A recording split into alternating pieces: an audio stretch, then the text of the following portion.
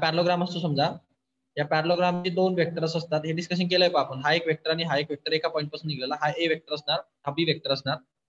तर या ए वेक्टर आणि बी वेक्टरचा जो क्रॉस प्रोडक्ट असतो, म्हणजे ए वेक्टर क्रॉस बी वेक्टर, हा जो असतो हा या पॅरलोग्रामच्या एरियाला इंडिकेट करतो.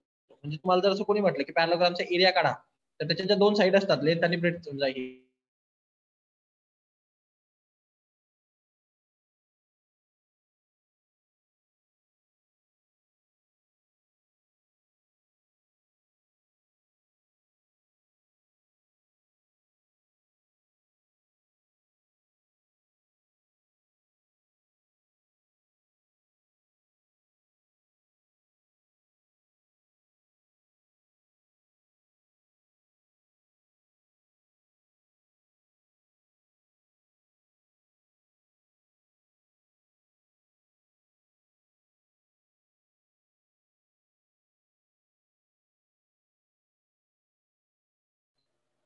हॅलो, आवाज येतोय का?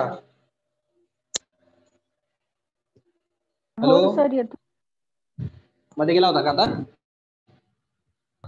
याचे पोझिशन वेक्टर आपल्याला माहिती आहे, ए चे पोझिशन वेक्टर आहे 1 2 आणि 0, बी चे कॉर्डिनेट दिले 1 0 आणि 2, आणि सी चे कॉर्डिनेट दिले 0 3 आणि 1. ओके, सो जसे आपल्याला याचे कॉर्डिनेट असतात तसा हा ए चा पोझिशन वेक्टर असतो, पोझिशन वेक्टर ऑफ ए, हा बी चा पोझिशन वेक्टर असतो, पोझिशन वेक्टर ऑफ बी, आणि हा सी चा पोझिशन वेक्टर असतो. याला आय जे तुम्हाला पोझिशन वेक्टर भेटतात तिघांचे एकमेकांचे. आता विषय असा आहे की आपल्याला जर एरिया काढायचा ट्रायंगलचा, पण आपल्याला एरिया कोणाचा काढता येतो? पॅरलोग्रामचा. आपल्याला ट्रायंगलचा एरिया समजत नाही. सो याला ह्या वेक्टर आणि हा वेक्टर, समजा जे दोन वेक्टर्स आहेत समजा यांचे, तर तुम्हाला काय करावं लागेल, या वेक्टर्सचा ऍक्च्युली कोणते पण दोन वेक्टर घ्या तुम्ही. आता तुमचा प्रश्न, बी पासून जाणारे वेक्टर घेतले, तुम्ही बी ए आणि बी सी घ्या, किंवा कोणी आता या क्वेश्चन मध्ये त्यांनी ए पासून येणारे वेक्टर घेतले, म्हणजे एकतर ए बी आणि ए सी, एका पॉईंट पासून निघणारे वेक्टर घ्यायचे, म्हणजे तो पॅरलोग्राम तयार होईल. म्हणजे पहा असा, असं पहा दिसतोय ना असा, म्हणजे हा पुढे असा येईल पहा, आणि हे असं येईल. समजलं? कम्प्लीट पॅरलोग्राम तयार होतो ना तो. त्याला जर 4 साइड बनवल्या तुम्ही तर, आणि तुम्हाला माहिती असतं पॅरलोग्रामचा डायगोनल हा एक दोन ट्रायंगल मध्ये डिवाइड करतो त्याला, म्हणजे हा डायगोनल सारखं काम करतो हा बीसी. म्हणजे इनडायरेक्टली अर्थ आहे माझा, तुम्हाला प्रोसिजर तीच करायची, क्रॉस प्रोडक्टच काढायचंय या एसी आणि एबी चा. म्हणजे ही एक साइड एबी आणि ही एसी, याचा क्रॉस, म्हणजे तो येणार तुम्हाला A B vector cross AC vector, हा कंप्लीट पॅरलोग्रामचा एरिया भेटेल. बरोबर ना? क्रॉस प्रोडक्ट कंप्लीट पॅरलोग्रामचा एरिया देतो. आपल्याला कंप्लीट पॅरलोग्राम नाही पाहिजे, आपल्याला फक्त एवढा ट्रायंगल पाहिजे. हा ट्रायंगल या पॅरलोग्रामचे हाफ असणार, कारण तो डायगोनली डिवाइड झालाय. सो याला डिवाइड बाय 2 करा, तुम्हाला या ट्रायंगल आलं लक्षात? आलं का लक्षात? हो हो सर. हा, मग तुम्हाला काय करायचंय, एक पॉईंट घ्यायचंय, त्याच्यापासून निघणारा तो कंप्लीट पॅरलोग्राम असतो, त्याचा हाफ केला की ट्रायंगल भेटतो. सो एक पॉईंट घ्या, त्या पॉईंट पासून निघणारे दोन वेक्टर जे असतात, जर ए घेतला तर एबी आणि सी काढा, जर बी घेतला तर ए बी आणि बी सी घ्या, म्हणजे एक पॉईंट कॉमन ठेवा दोघांमध्ये, कारण ते मग तसे दोन वेक्टर आले पाहिजे पॅरलोग्रामच्या दोन साइड्स. या ठिकाणी ए बी आणि ए सी काढलाय, जसं मी तुम्हाला काढून दाखवला. त्यांचा त्यांनी क्रॉस प्रोडक्ट घेतलाय पहा, आणि त्या क्रॉस प्रोडक्टला त्यांनी 1/2 केलंय. 1/2 का केलंय? कारण त्या पॅरलोग्रामचा हाफ करावा लागेल, तेव्हा ट्रायंगल भेटणार. समजलं? समजलं? हा, हो आता सर. विषय असा आहे की एबी आणि एसी काढायचं. कसं? एबी वेक्टर काढताना काय करावं लागतं आपल्याला? Position vector of B minus position vector of A करायचं.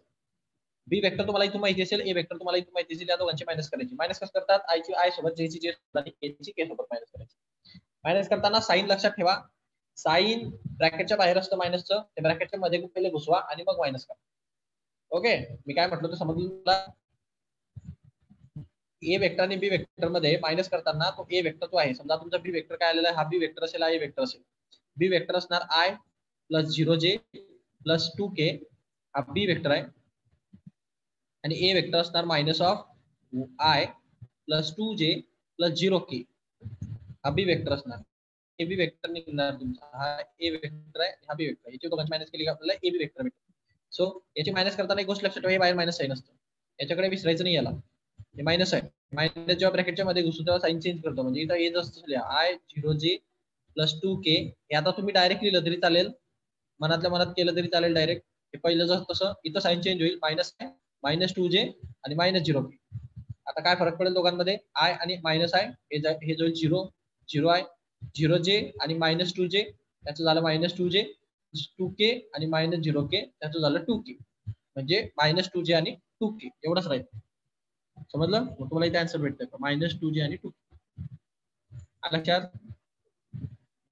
तसं एबी काढला तसं एसी काढा, कारण तुम्हाला एबी आणि एसीचा क्रॉस प्रोडक्ट घ्यावा लागेल तेव्हा त्याचा ट्रायंगलचा एरिया भेटणार. मग एसी कसा काढणार, सी वेक्टर मधनं ए वेक्टर मायनस करा, सी वेक्टरचा वेक्टर हाय ए वेक्टरचा सी वेक्टर हाय ए वेक्टरचा पोझिशन वेक्टर आहे, दोघांमधनं ए मायनस करा, सी मधनं ए ला मायनस करा, that time you will get AC.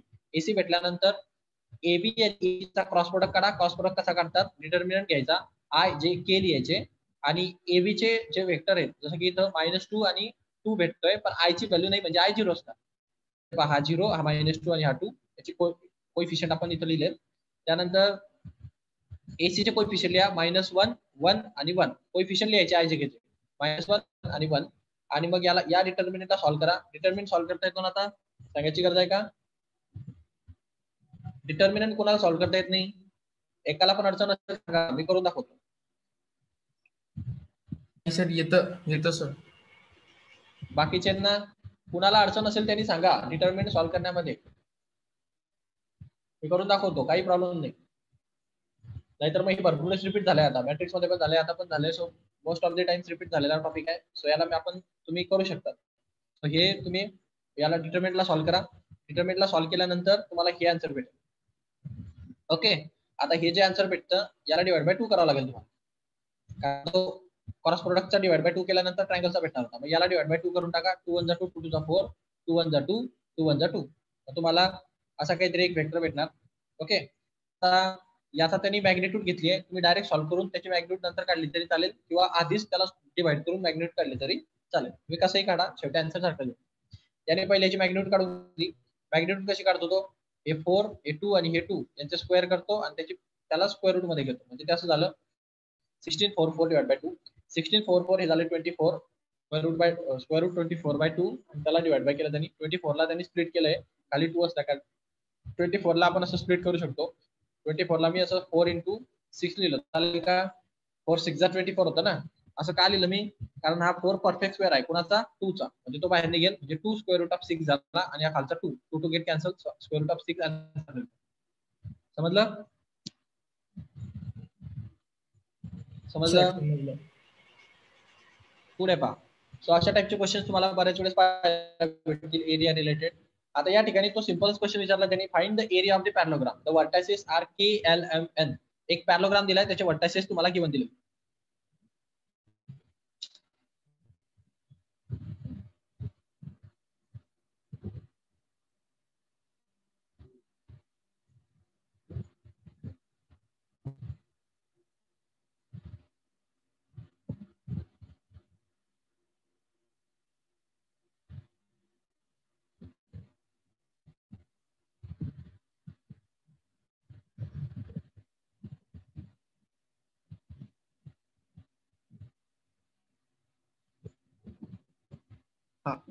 हा क्वेश्चन आहे पाहतो. याच्यामध्ये तुम्हाला डायरेक्ट पॅरलोग्रामचे व्हर्टायसेस सांगितलेले सर्व एकदम इझी क्वेश्चन आहे. एम आणि एन याचा वेक्टर असणार छोटा के वेक्टर, याचा पोझिशन वेक्टर असणार छोटा एल वेक्टर, एम वेक्टर आणि एन वेक्टर, हे सगळे पोझिशन वेक्टर असतील. सो याच्यामध्ये तुम्हाला पॅरलोग्राम आहे, पॅरलोग्रामचा एरिया काढताना मी तुम्हाला सांगितलं, हा याचे जे दोन वेक्टर असतात, तुम्ही हा पॉईंट घ्या का हा पॉईंट घ्या का हा पॉईंट घ्या का हा पॉईंट घ्या, कुठलाही पॉईंट घ्या, तुमची मर्जी, तुम्ही कुठलाही पॉईंट घेऊ शकतात. याने के ला पकडलाय, के हा पॉईंट घेतलाय, त्याच्यापासून जाणार पकडले, म्हणजे हा इकडे जाणार एक वेक्टर आणि इकडे जाणार एक वेक्टर, म्हणजे एक वेक्टर त्याला के एन काढावं लागेल आणि दुसरा वेक्टर त्याला के एल काढावं लागेल. तो के एन वेक्टर काढणार आणि के एल वेक्टर काढणार. तुम्ही वेगळे पण काढू शकतात, तुमच्या मर्जीचा प्रश्न येतो. तुम्ही समजा या ठिकाणी एन पकडला तर तुम्हाला एन के वेक्टर काढावं लागेल आणि एन एम वेक्टर काढावं लागेल. समजलं? काढताना एकदम सोपं असतं. या सेकंड वेक्टरच्या पोझिशन वेक्टरवरून फर्स्ट वेक्टरचा पोझिशन वेक्टर मायनस करायचा, सेकंड वेक्टरच्या पोझिशन वेक्टरवरून फर्स्ट वेक्टरचा पोझिशन वेक्टर मायनस करायचा. त्याच्यानंतर तुम्हाला के एल आणि के एल यांचे वेक्टर मायनस केल्यानंतर तुम्हाला L vector minus K vector केल्यानंतर असं भेटतं, N vector minus K vector केल्यानंतर असं भेटतं, म्हणजे हे तुम्हाला भेटले. नंतर तुम्ही म्हणणार जर आपल्याला पॅरलोग्रामचा एरिया पाहिजे तर आपण हे जे दोन वेक्टर आलेले आहेत आपले यांचा क्रॉस प्रोडक्ट घेणार. क्रॉस प्रोडक्ट घ्या, आय जे के तर लिहिणारच आपण तिथं. हे जे कोएफिशियंट आहेत हे कोएफिशियंट कोणाचे आहेत, या के एल चे पहा आय दिलं नाही म्हणजे जेचा आहे 1 आणि केचा आहे 3. त्यानंतर हे पोझिशन वेक्टर आहेत याचे, त्याच्यामध्ये आय जे आहे के ची व्हॅल्यू 0 आहे म्हणते. या डिटर्मिनंटला तुम्ही सॉल्व्ह केलं तर डिटर्मिनंट तुम्हाला सॉल्व्ह असं दिसेल पहा. सो याला सॉल्व्ह केल्यानंतर तुम्ही याची मॅग्निट्यूड काढा. तुम्हाला मॅग्निट्यूड भेटल्यानंतर तुम्हाला एरिया ऑफ द पॅरालेलोग्राम भेटेल. एरिया काढताना तो वेक्टर मध्ये येता कामा नाही, कारण ते मॅग्निट्यूड आहे. समजलं? जमेल का हे? हो सर. जमेल ना? त्याच्यामुळे सांगण्यासारखं काही नव्हतं. आता हा 8 नंबरचा पहा, magnitude of U vector cross A vector करायची आहे, व्ही वेक्टर करायची आपल्याला. आणि खाली काही डायग्राम दिले तुम्हाला पहा. पहिली डायग्राम दिली पहा, असा एक वेक्टर दिलाय जो हॉरिझॉन्टल आहे आणि एक खालच्या बाजूला निघालेला आहे असा, म्हणजे एक असा वेक्टर आणि एक असा वेक्टर. आता याच्यामध्ये गोष्ट काय आहे की हा वेक्टर असा आणि हा वेक्टर असा, तुम्हाला क्रॉस प्रोडक्ट करायचं आहे आणि त्याची मॅग्निट्यूड करायची. आता क्रॉस प्रोडक्टचा फॉर्म्युला तुम्हाला पहिले समजला पाहिजे. क्रॉस प्रोडक्टचा फॉर्म्युला काय असतो मी तुम्हाला मागे सांगितलं पहा. व्ही क्रॉस म्हणजे यू क्रॉस व्ही वेक्टर जर असेल तर याची जे मॅग्निट्यूड निघणार, मॅग्निट्यूड म्हणजे काय, तो वेक्टरचा फॉर्म्युला ऍक्च्युली. डॉट प्रोडक्टचा फॉर्म्युला हा असतो की dot magnitude of U vector into magnitude of dot product of V vector into sine of theta. आठवलं का? आणि डॉट प्रोडक्टला U vector dot V vector. Dot प्रोडक्टचं कसं असतं, हे असंच असतं, magnitude of U vector magnitude of V vector आणि फक्त इथं कॉस ऑफ थिटा असतो. आठवले का फॉर्म्युले? कॉस प्रोडक्टला साइन ऑफ थिटा घेतात, डॉट प्रोडक्टला कॉस ऑफ थिटा घेतात, एवढाच फरक आहे अँगल मधला. समजलं? समजलं? आता पुढे पहा. या ठिकाणी त्यांनी सांगितलंय क्रॉस प्रोडक्ट म्हणजे आपला कोणता कामाचा फॉर्म्युला आहे, तो साइन वाला. आता या ठिकाणी तुम्हाला यू वेक्टरची मॅग्निट्यूड पण माहिती आहे, व्ही वेक्टरची मॅग्निट्यूड पण माहिती आहे. सो याच्या फॉर्म्युल्यामध्ये हा यू वेक्टर माहिती आहे, व्ही वेक्टर पण माहिती आहे. थिटा तुम्हाला लागेल, तो तुम्हाला देऊन ठेवलेला आहे 45 डिग्री यापामध्ये दिलाय ना. 45 डिग्री, दोन अँगल, दोन वेक्टरच्या मधला अँगल 45 डिग्री पहा. सो दोघं आणि अँगल मोजताना सर्वात महत्वाची गोष्ट असते, अँगल मेजर करताना ते वेक्टर को म्हणजे को इनिशियल वेक्टर असले पाहिजे. हे अँगल मेजर करताना को इनिशियल वेक्टर म्हणजे काय, दोन्ही वेक्टर त्या पॉईंट पासून निघालेले पाहिजे, तेव्हा तो अँगल मेजर करायचा असतो. अशा वेक्टरचा को इनिशियल वेक्टर म्हणतो. समजलं? समजलं का? हे अँगल मेजर करताना दोन वेक्टर को इनिशियल वेक्टर असतील तर आणि तरच तो अँगल कन्सिडर केला जाईल. जर ते को टर्मिनस झाले तर त्याला को इनिशियल मध्ये कन्वर्ट करावं लागतं आणि मग त्याला अँगल मेजर करावं लागतं. आता हा को टर्मिनस आणि इनिशियल हा प्रकार आधी झालेला आहे. को इनिशियल म्हणजे काय, एका पॉईंट पासून स्टार्ट होणारे वेक्टर, आणि को टर्मिनस म्हणजे काय, एक जिथं संपेल तिथून दुसरा चालू होतो अशा टाइपचे वेक्टर. जसं की या ठिकाणी को टर्मिनस आहे, सो या ठिकाणी को इनिशियल वेक्टर आहे, काही प्रॉब्लेम नाही. 45 डिग्री तुमचा थिटा असेल, सो या साइनच्या जागी तुम्ही साइन थिटाच्या जागी 45 डिग्री टाका. मॅग्निट्यूड ऑफ यू वेक्टर तुम्हाला माहिती 4, मॅग्निट्यूड ऑफ व्ही वेक्टर तुम्हाला माहिती 5. हे 4 5 जा 20 होणार आणि साइन ऑफ 45 ची व्हॅल्यू 1/√2 येते. समजलं? सो हे झालं. आता हे √2 आहे इथं आणि हे 20 आहे. तुम्ही थोडंसं स्प्लिट करू शकता. आता मी असं करू शकतो पहा, 20 डिवाइड बाय √2 आहे, खालचा √2 आहे, तर मी याला असं करू शकतो का की या 20 ला मी जर असं लिहिलं पहा, 10 × 2 डिवाइडेड बाय √2, तर काही बिघडेल का याच्याने? 20 म्हणजे 10 × 2 लिहू शकतो का? लिहू शकतो. असं का बरं करतोय मी? मला जर कॉम्पिटिटिव्ह एक्झाम मध्ये खाली √2 दिसत नसेल, म्हणजे आपल्याला इथं खाली √2 येतो पण आपल्याला आन्सर असं वरती √2 दिलेलं असतं.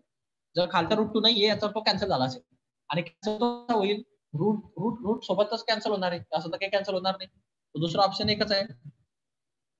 तुम्ही काय करा, या √2 ला कॅन्सल करण्यासाठी वरती √2 तयार करा. वरती √2 कसं तयार होईल, तुम्ही या 20 मधनं 2 बाजूला काढा, म्हणजे 10 × 2 करा. या 2 ला √2 च्या फॉर्म मध्ये लिहिता येतं. तुम्हाला माहिती असेल 2 हा √2 × √2 असतो. माहिती ना, कुठलाही नंबर हा त्याच्याच रूटचा स्क्वेअर असतो. माहिती नाही गोष्ट. आपण ह्या वरच्या 2 ला जर असं चालेल का, म्हणजे असं होईल पाहिजे 10 × √2 × √2. या 2 च्या जागी मी √2 × √2 लिहिलं आणि हा खालचा √2 ऑलरेडी होता. सो आता काय होईल, हा एक √2 हा एक √2 कॅन्सल होऊन जाईल, तुम्हाला भेटणार 10 ऑफ √2. क्लिअर? क्लिअर? हो सर. पुन्हा एकदा सांगायची गरज आहे. गरज आहे का पुन्हा सांगायची? नाही सर कळलं. खालच्या रूट 2 ला कॅन्सल करण्यासाठी वरती 2 तयार करा. 10 × 2 करा. 20 ला लिहिताना 10 × 2 लिहा. 2 ला रूट 2 च्या फॉर्म मध्ये कन्वर्ट करा. रूट 2 कॅन्सल करा. तुम्हाला खालचा रूट 2 कॅन्सल करा दिसेल. रूट 2 वरती राहून जाईल फक्त एक एक्स्ट्रा. सो अशी जे सिम्प्लिफिकेशन असतं. आता या ठिकाणी काय होणार आहे? या ठिकाणी पहा, तुम्हाला गोष्ट महत्वाची इथं सर्वात इम्पॉर्टंट गोष्ट, हे वेक्टर ना को टर्मिनस वेक्टर आहे, को इनिशियल वेक्टर नाही. म्हणजे हा वेक्टर जिथं संपतो तिथं दुसरा वेक्टर चालू होतो. अशा वेक्टरच्या टायमाला आपल्याला यू वेक्टर माहिती आहे, मॅग्निट्यूड ऑफ व्ही वेक्टर माहिती आहे, पण हा याला थिटा घेता येणार नाही. म्हणजे थिटाला 120 नाही घ्यायचं. हे जो घेईल तो रॉंग झाला. का? कारण मी तुम्हाला सांगितलं थिटा केव्हा कन्सिडर करायचा असतो? जेव्हा वेक्टर को इनिशियल वेक्टर असतील, को टर्मिनस नाही. म्हणजे दोनही वेक्टर एकाच पॉईंट पासून निघणारे असतील तर तो थिटा कन्सिडर होतो. म्हणजे आता हा वेक्टर असा पुढे जाऊन असा निघणार आहे की नाही, असा बरोबर, आणि हा वेक्टर इथून असा, तर मग यांच्यामधला अँगल हा मेजर केला. समजलं का? समजलं का? सर समजलं. हे समजलं? मग हा अँगल किती येणार? हा 120 आहे. हे पूर्ण एक कम्प्लीट स्ट्रेट लाईन आहे. हा 120 आहे, मग हा 60 येईल ना. दोघं मिळून 180 झाले पाहिजे की नाही कम्प्लीट स्ट्रेट लाईनला, लिनियर पेअरच्या हिशोबाने.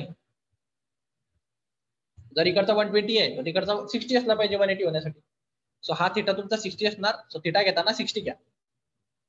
साइन ऑफ थिटाची जे व्हॅल्यू घेणार तुम्ही ती 60 घ्या, कारण हे को टर्मिनस को इनिशियल वेक्टर झाले माझा. म्हणजे या वेक्टरला मी पुढे एक्सटेंड केल्यानंतर मला तो को इनिशियल मध्ये कन्वर्ट होताना दिसतो. सो आता थिटाची व्हॅल्यू 60 घ्यायची, 120 घ्यायची.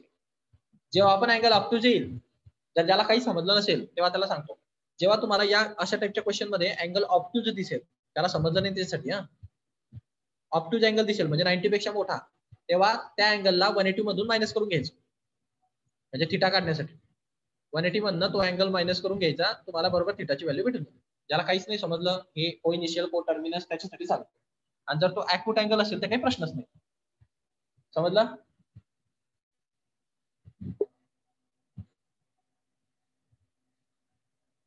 त्यानंतर 9th क्वेश्चन कडे आपण. 9th क्वेश्चन मध्ये show that A vector minus B vector cross of A vector plus B vector is equal to twice of A vector cross B vector. असं आपल्याला प्रूव्ह दॅट करायचं. Left hand side, right hand side. जी side सर्वात लांब असेल, म्हणजे जास्त explanation असेल, ती साईड आपण आपल्या प्रूव्ह दॅट साठी कन्सिडर करतो कधी पण. कारण जी शॉर्ट साईड असते ती सिम्प्लिफाईड झालेली असते. लेफ्ट साईड राईट साईड मध्ये जास्त डेरिव्हेशन तुम्हाला लेफ्ट मध्ये दिसतंय. राईट साईड ही शॉर्ट झालेली खूप, तर जे शॉर्ट असतं त्याला घ्यायचं नसतं. जे जास्त डिस्क्रिप्टिव्ह आहे त्यांना घ्यायचं. सो आपण लेफ्ट साईडला कन्सिडर करणार आणि राईट साईड प्रूव्ह करणार. लेफ्ट साईडला कन्सिडर करा. लेफ्ट साइड आपण कन्सिडर केली for proving. So after consideration this is your left side. A vector minus B vector, इथे वेक्टर पाहिजे, cross product of A vector plus B vector. आता आपण पाहिलंय पहा, क्रॉस प्रोडक्ट हा प्रोडक्ट आहे, याच्यामध्ये डिस्ट्रीब्युटिव्ह प्रॉपर्टी अप्लाय होते. डिस्ट्रीब्युटिव्ह प्रॉपर्टी म्हणजे काय? तुम्ही अशा टाइपच्या मॅथमॅटिक्स पण तुम्ही पाहिलेलं आहे जवळपास. समजा मी तुम्हाला मॅथ्सची आठवण करून देतो डिस्ट्रीब्युटिव्ह प्रॉपर्टीची. जसं की 2x प्लस 1 असेल आणि दुसऱ्या ब्रॅकेटमध्ये 2 3y प्लस 2 असेल, तर याला तुम्ही कसं सॉल्व्ह करतात? डिस्ट्रीब्युटिव्ह प्रॉपर्टीने. 2x इंटू 3y, मग 2x इंटू 2, मग 1 इंटू 3y आणि मग 1 इंटू 2. समजलं? मध्ये काहीच नव्हतं म्हणून इंटू केलं तुम्ही, म्हणजे 2x इंटू 3y. का? कारण यामध्ये इंटू आहे, बरोबर. आता इथं क्रॉस प्रोडक्ट आहे म्हणून 2x इंटू 3y करताना 2x क्रॉस 3y करावं लागतं, कारण प्रोडक्ट क्रॉस प्रोडक्ट आहे ना, इंटू नाही येतो नुसतं. असं डिस्ट्रीब्युशन आहे. म्हणजे तुमचं असं असतं 2x इंटू 3y. इंटू काय केलं तुम्ही इथे असं, कारण यामध्ये इंटू म्हणून.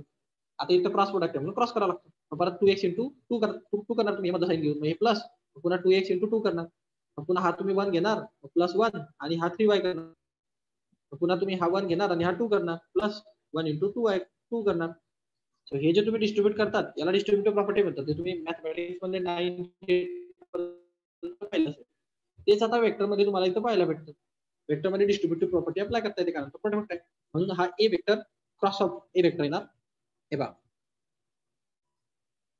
ए vector cross of A vector cross of A vector, A vector cross of B vector, मग B vector cross of A vector, B vector cross of B vector, असं दिसेल तुम्हाला. पहा इथं A vector cross of A vector, हा इथं आला A vector cross of A vector.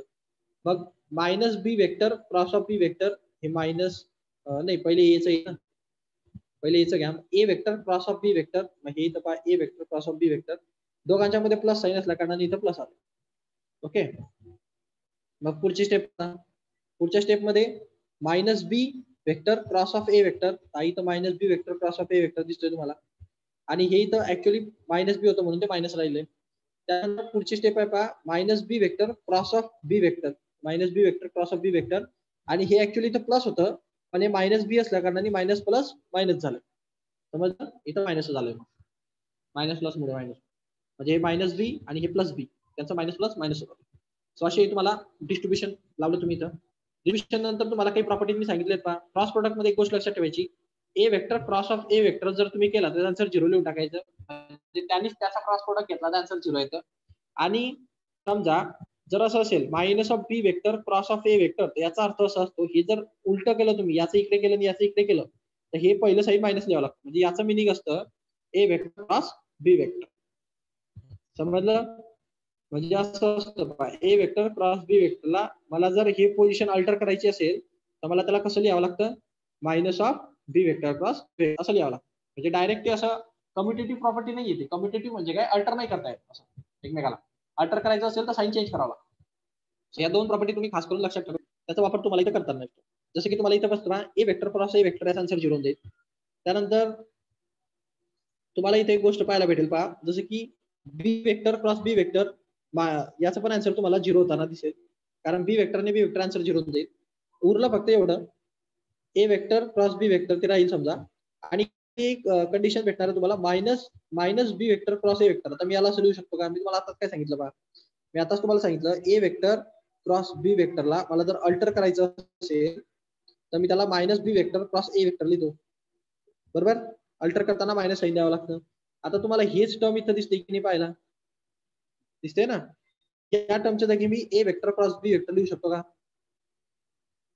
लिहू शकतो का, हॅलो, लिहू शकतो ना हे इथं.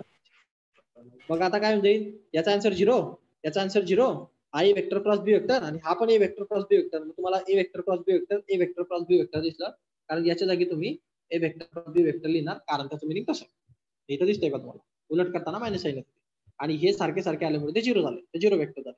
मग तुम्हाला A vector cross B vector A vector cross B vector दोघांची प्लस करायचे. सो दोघांची प्लस करताना एक्स प्लस एक्स त्याचा अर्थ असतो 2x, तसं त्याचा अर्थ होईल A vector cross B vector plus A vector cross B vector twice of A vector cross B vector. समजलं, समजलं,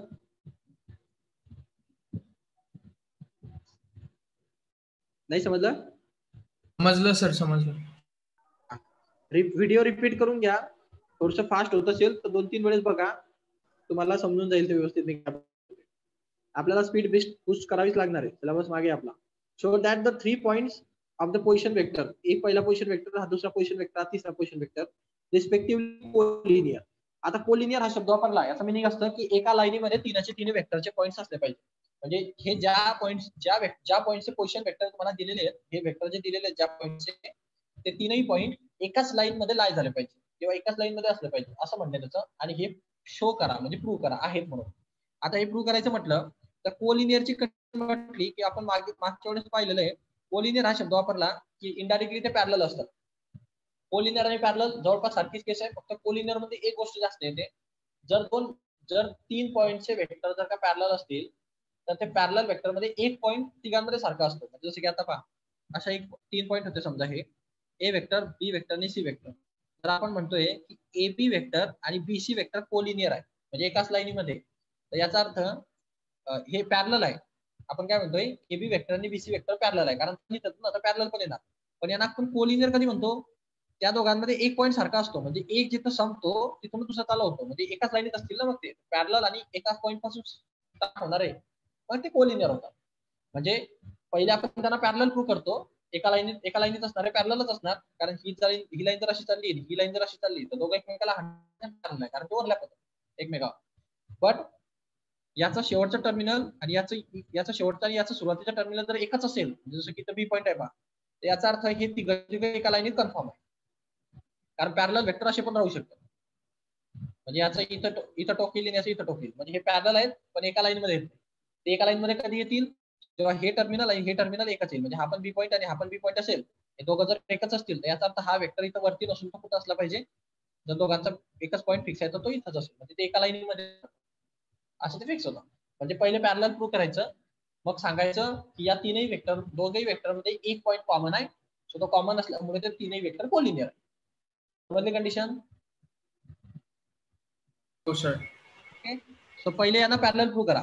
आता वेक्टर जर आपल्याला पॅरलल प्रूव्ह करायचे असतील तर आपण काय करतो, आपल्याला पॅरलल प्रूव्ह करायचे असतील तर आपण काय करतो, पॅरलल वेक्टर मध्ये काय केस असते आठवा ते परपेंडिक्युलर आणि पॅरललची केस. मी तुम्हाला काय सांगितलं होतं, परपेंडिक्युलर वेक्टर असतील तर त्यांचा डॉट प्रोडक्ट 0 असतो आणि पॅरलल वेक्टर असतील तर त्यांचा क्रॉस प्रोडक्ट 0 असतो. सांगितलं होतं ना?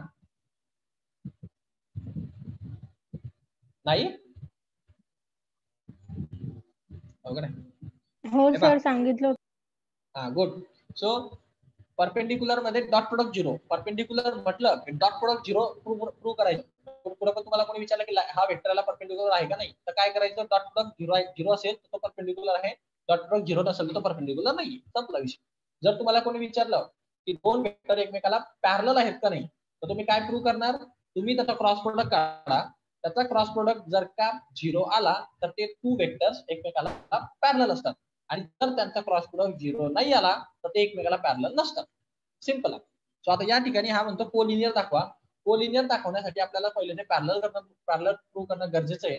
तर त्याला पॅरलल प्रूव्ह करायचं असेल तर त्यांचा क्रॉस प्रोडक्ट 0 दाखवणं गरजेचं आहे. तर तुम्ही त्याचा क्रॉस प्रोडक्ट काढा आणि तो 0 येतो का ते पहा. जर तो 0 असेल तर ते पॅरलल होऊन जातात आणि त्याचं एक पॉईंट सारखा असेल ते कोलिनियर होऊन जातात. तर आपण याला पॅरलल प्रूव्ह करणार. सो तुम्ही पहिल्यांदा याला पॅरलल प्रूव्ह करा. पॅरलल प्रूव्ह करण्यासाठी तुम्ही क्रॉस प्रोडक्ट काढा. आता हे तुम्हाला 3 पॉईंट दिलेत. 3 पॉईंट मध्ये हा ए पॉईंट असेल, हा बी पॉईंट असेल, सी पॉईंट असेल. मी आता सांगितलं तुम्हाला ए बी वेक्टर काढा आणि बीसी वेक्टर काढा, म्हणजे दोन वेक्टर एकमेकाला पॅरलल प्रूव्ह होता का पहा. मग दोघांचा एकच पॉईंट जर बी पॉईंट कॉमन असेल तर आहेच ना तो, कारण ए बी आणि बीसी वेक्टर मध्ये बी पॉईंट कॉमन येतो. एक पॉईंट कॉमन असल्याने दोघं वेक्टर जर पॅरलल असेल तर कोलिनियर होऊन जातात. मग तुम्ही ए बी वेक्टर आधी शोधा, त्यानंतर बीसी वेक्टर शोधा. ओके, आणि या दोघांचा क्रॉस प्रोडक्ट घ्या, ते आन्सर ते पहा.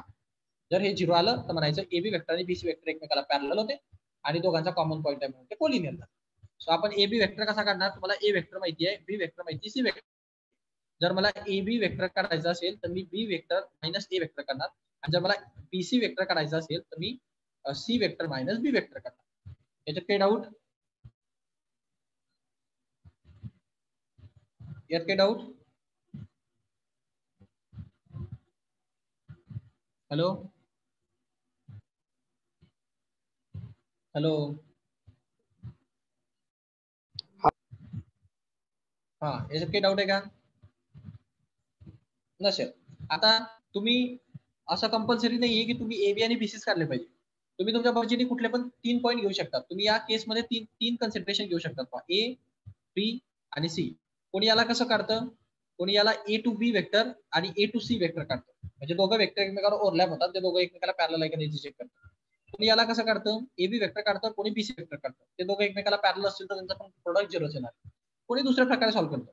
प्रत्येक जण वेगवेगळ्या पद्धतीने सॉल्व्ह करतो, त्याची वेगळी मेथड असते. कोणी बीसी वेक्टर काढतं आणि एसी वेक्टर काढतं, म्हणजे हा बीसी आणि हा एसी, त्याचा पण आन्सर करेक्ट येणार. 3 वेळी तुम्ही कुठल्याही वेक्टरचा प्रोडक्ट घ्या, तुमचा आन्सर करेक्ट असणार. सो त्याची मेथड आपली मेथड वेगळी जरी असली तरी आन्सर शेवटी 0 येणार. ओके, सो तुम्ही ए बी आणि एसी काढणार, याच्या हिशोबाने आपल्या हिशोबाने तुम्ही ए बी आणि बीसी काढणार. तुम्ही तिसरी मेथड पण वापरू शकतात, तुम्ही एसी आणि बीसी पण वापरू शकता. हे दोघं किंवा हे दोघं, या तिघांपैकी कोणची पण एक पेअर वापरा आणि प्रोडक्ट काढा. सो यांच्या हिशोबाने जर गेलो आपण तर ए बी आणि एसी वापरली यांनी, म्हणजे अशी लाईन असेल पाठी, असणार हा बी असणार आणि सी असणार समजा, तर एसी लाईन आणि ए बी लाईन, म्हणजे ही लाईन आणि ही लाईन एकमेकावर पॅरलल असली पाहिजे असं त्याचं म्हणणं आहे. तो पॅरलल आहे का नाही ते चेक करेल. या दोघांचा त्यांनी क्रॉस प्रोडक्ट घेणार. क्रॉस प्रोडक्ट घेण्यासाठी हा त्याला वेक्टर भेटला बी मायनस एचा हा करून आणि सी मायनस एचा हा करून, याचे त्यांनी पोझिशन वेक्टर इथे टाकले, पोझिशन वेक्टर इथे टाकले, आयजे वरती लिहिलं, क्रॉस प्रोडक्ट घेतला, याला सिम्प्लिफाय केलं, त्या सिम्प्लिफिकेशन नंतर त्याला 0 0 0 आन्सर भेटतं. सो याचा जो वेक्टर भेटला क्रॉस प्रोडक्ट तो 0 भेटला. जर हा क्रॉस प्रोडक्ट 0 आला कम्प्लीट आन्सर, तर मग याचं मिनिंग होऊन जातं की हे टू वेक्टर जे होते A B vector and AC vector are parallel to each other because cross product is 0.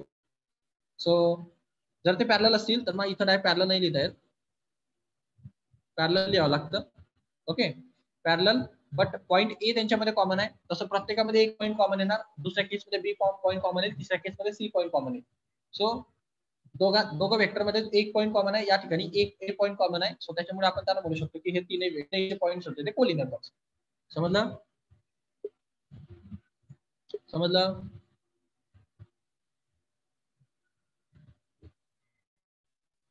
Book मध्ये या ठिकाणी मिस्टेक झाली आहे, याला थोडंसं करेक्ट करा. या ठिकाणी कोलिनियर हा शब्द वापरता येणार नाही, या ठिकाणी पॅरलल हा शब्द वापरावा लागेल. आपण त्यांना पॅरलल प्रूव्ह केलं होतं आणि मग पॉईंट कॉमन असल्या कारणाने त्याला कोलिनियर प्रूव्ह केलं असेल. ओके ओके पुढे पहा. So find the unit vector perpendicular to the PQ vector and PR vector where P220, Q035 and R.503. Also find the sine of angle between PQ and PR. काढायला काय सांगितलं त्याच्याकडे लक्ष द्या. Find the unit vector. Unit vector काढायचं म्हटलं म्हणजे आपल्याला काय करावं लागतं? Unit vector perpendicular to PQ and PR. म्हणजे PQ आणि PR ला परपेंडिक्युलर असलेला युनिट वेक्टर काढा. आता मला सांगा, मी तुम्हाला मागे पण सांगितलंय PQ आणि PR ला परपेंडिक्युलर वेक्टर कुठला असतो? त्याचा क्रॉस प्रोडक्ट हा त्याचा परपेंडिक्युलर असतो. डायग्राम आठवा मागची. तुम्हाला जेव्हा मी क्रॉस प्रोडक्ट हा करून शिकवला असेल तेव्हा हे सांगितलं असेल की तुमचे जे नॉर्मल 2 वेक्टर असतात त्या दोन वेक्टरच्या एक्झॅक्ट 90 डिग्री मध्ये क्रॉस प्रोडक्ट अप्लाय होत असतो. हे पहा डायग्राम दिसतंय का? हे पहा हा वेक्टर होता, हा ए वेक्टर होता, हे यांचं प्लेन होतं, हॉरिझॉन्टल प्लेन दिसतंय बघा तुम्हाला, आणि यांच्या एक्झॅक्ट 90 डिग्रीला क्रॉस प्रोडक्ट आलाय पहा, ए क्रॉस बी. समजलं? सो तुमचे जे नॉर्मल वेक्टर असतात, जे दोन वेक्टर असतात, त्यांना परपेंडिक्युलर वेक्टर जर कुठला असेल तर तो त्यांचा क्रॉस प्रोडक्ट असतो. म्हणजे त्यांचा परपेंडिक्युलर कोण असतो? त्यांचाच क्रॉस प्रोडक्ट असतो. डाऊट याच्यामध्ये?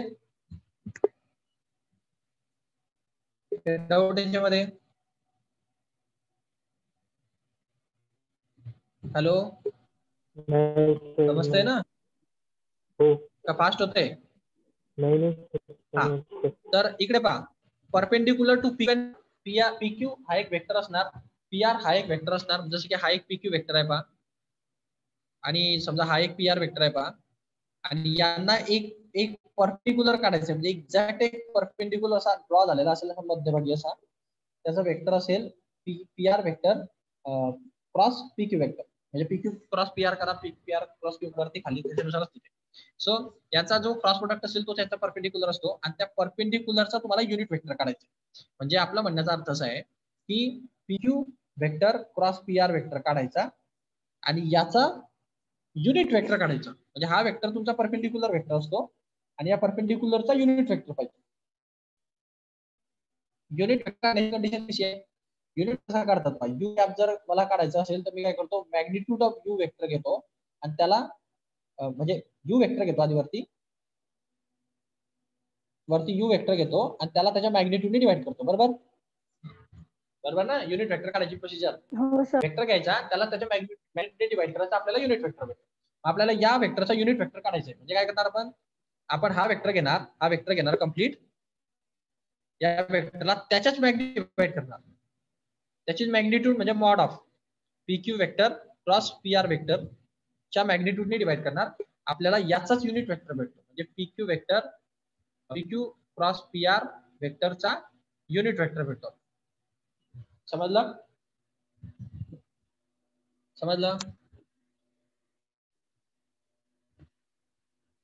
हा, मग आता काय काम आहे तुमचं? पहिलं काम आहे की तो परपेंडिक्युलर काढता. परपेंडिक्युलर म्हणजे PQ क्रॉस वेक्टर काढणं, त्याच्यानंतर त्याची मॅग्निट्यूड काढणं, त्याच्यानंतर त्यांचं डिव्हिजन करणं, ते डिव्हिजन जे येईल त्याला युनिट वेक्टर. आता करा हे सगळं. आता पहिले तर PQ आणि PR वेक्टर तुम्हाला काढता आले पाहिजे. हे P पॉईंट, Q पॉईंट आणि R पॉईंट दिलेले आपल्याला. PQ वेक्टर जर पाहिजे असेल तर PQ वेक्टर काढण्यासाठी आपल्याला Q वेक्टरचा position vector minus P vector position vector करावं लागेल. ते Q मायनस P गेलं तुम्हाला हे भेटतं. त्यानंतर तुम्हाला PR वेक्टर काढण्यासाठी तुम्हाला R वेक्टर मायनस P करावं लागेल. त्या दोघांची मायनस केली की तुम्हाला हे आन्सर भेटतं. ओके, तुमच्या PQ वेक्टर आणि PR वेक्टरची व्हॅल्यू तुम्हाला ऑलरेडी नोन आहे. त्यानंतर तुम्हाला PQ वेक्टर आणि PR वेक्टरच्या मॅग्निट्यूड पण कुणाचा परपेंडिक्युलर? PQ आणि PR चा. म्हणजे PQ आणि PR हे दोन वेक्टर आहेत, यांचा परपेंडिक्युलर त्याचा युनिट वेक्टर काढायचे. ओके, पुन्हा एकदा सांगतो पहा, PQ आणि PR दोन वेक्टर आहेत, जे पी क्यू आणि आर यापासून तयार झालेले वेक्टर्स आहेत. म्हणजे आधी पी क्यू आणि पी आर काढून घ्यायचे, त्याचा परपेंडिक्युलर काढायचा म्हणजे P vector P Q vector cross P R vector काढायचा आणि ह्याचा युनिट वेक्टर काढायचा. अशी ती प्रोसिजर आहे. सो आता आपण पहिले काय केलं होतं, इथं आपण केलं होतं पी क्यू आणि पी आर होतं. मॅग्निट्यूडचं काम नंतर पण, सो तुम्हाला इथं समजणार नाही की आपल्याला मॅग्निट्यूड लागते म्हणून, ते आपल्याला नंतर लागलं तर आपण नंतर काढून घेऊ. त्याला इथं काढायची गरज नाही, कारण ते तुम्हाला साइन अँगल काढताना लागते, अँगल काढताना. तर आपण नंतरचा विचार आहे. आपण सध्याला या परपेंडिक्युलरची युनिट विचार करतोय, त्यामुळे हे तुम्हाला समजणार नाही, हे तुम्ही नंतर काढा. आणि ते तसं काही नसतं मॅथमध्ये की आधी काढा नंतर काढा, तुम्ही फक्त काढा. तो याला नंतरच्या पोर्शन मध्ये काढू आपण. नंतर तुम्हाला मी सांगितलंय परपेंडिक्युलर काढा. परपेंडिक्युलर काढा म्हणजे क्रॉस प्रोडक्ट घ्यायचा. क्रॉस प्रोडक्ट घ्यायचा, आय जे केली याच्यावरती, याचे कोइफिशियंट हे इथं लिहायचे आणि याचे कोइफिशियंट हे इथं लिहायचे. याला सिम्प्लिफाय करायचं. आफ्टर सिम्प्लिफिकेशन तुम्हाला क्रॉस प्रोडक्ट भेटेल. क्रॉस प्रोडक्ट जो भेटला तो हा भेटला पहा. सिम्प्लिफिकेशन मध्ये जर कोणाला काही डाऊट असेल तर मला आत्ता सांगा, मी आत्ता सॉल्व्ह करतो. कोणाला काही डाऊट आहे सिम्प्लिफिकेशन मध्ये, एकालाही जरी असेल, कोणी असेल तो डाऊट असेल तर सांगा. महत्वाची गोष्ट आहे ती खूप. मी अज्युम करतोय की तुम्हाला ते येतंय. कोणाला सिम्प्लिफिकेशन मध्ये डाऊट डिटर्मिनंटच्या आहे का? अरे फ्रँकली सांगा, काही प्रॉब्लेम नाही, मी शिकवतो. नाही सर, नाहीये कोणाला. ठीक, जाऊ द्या, चांगली गोष्ट. सो हा डिटर्मिनंट तुम्ही काढला, हा आहे P Q vector cross P R vector. Okay, हा तुमचा परपेंडिक्युलर आहे. तो हे परपेंडिक्युलर असतो, त्याला दोन वेक्टरचा परपेंडिक्युलर आहे. आता या परपेंडिक्युलरचा जर युनिट वेक्टर काढायचं आपल्याला, तर या वेक्टरला त्याच्याच मॅग्निट्यूडने डिवाइड करावं लागेल की नाही? मॅग्निट्यूड डिवाइड करावं लागेल. याची मॅग्निट्यूड काढा म्हणजे क्रॉस वेक्टरची मॅग्निट्यूड म्हणजे मॉड दे त्याला. मॅग्निट्यूड कशी काढतात? हे 13, हे 21 आणि हा इथला 1 यांचे स्क्वेअर करून त्याचा स्क्वेअर रूट घ्या. हे पहा, ही 13 चा स्क्वेअर 169, 21 चा स्क्वेअर 441, 1 चा स्क्वेअर 1 आणि त्याचा स्क्वेअर रूट. तर हे आलं तुमचं 611 स्क्वेअर रूट मध्ये. हे त्याचे मॅग्निट्यूड आहे. आता जर आपल्याला युनिट वेक्टर काढायचं असेल, एन कॅप युनिट वेक्टर काढायचा असेल, तर तो वेक्टर घ्यायचा म्हणजे कोण? P Q vector cross P R vector आणि त्याच्याच मॅग्निट्यूडनी त्याला डिवाइड करायचं. मॅग्निट्यूड म्हणजे मग काय? पी क्यू वेक्टरची आणि पी आर वेक्टरची क्रॉस प्रोडक्टचा मॅग्निट्यूड. आता आपले काय काय आले ते पहा. पी क्यू वेक्टर आणि पी आर वेक्टर हा तुम्हाला आलेला होता, इथं लिहून घ्यायचा 13 आय प्लस 21 जे प्लस के आणि त्याला त्याच्या मॅग्निट्यूडने डिवाइड करा. Magnitude square root of 611. समजलं? तुम्हाला हे एन कॅप इथं आलेलं दिसतं का? हे डाऊट याच्यात नसेल. ओके, आता पुढे पहा. दुसरा क्वेश्चन विचारला होता, सब क्वेश्चन, की also find the sine angle between this two, also sine angle between this two vectors. दोन वेक्टरच्या मधलं साइन अँगल काढायचे.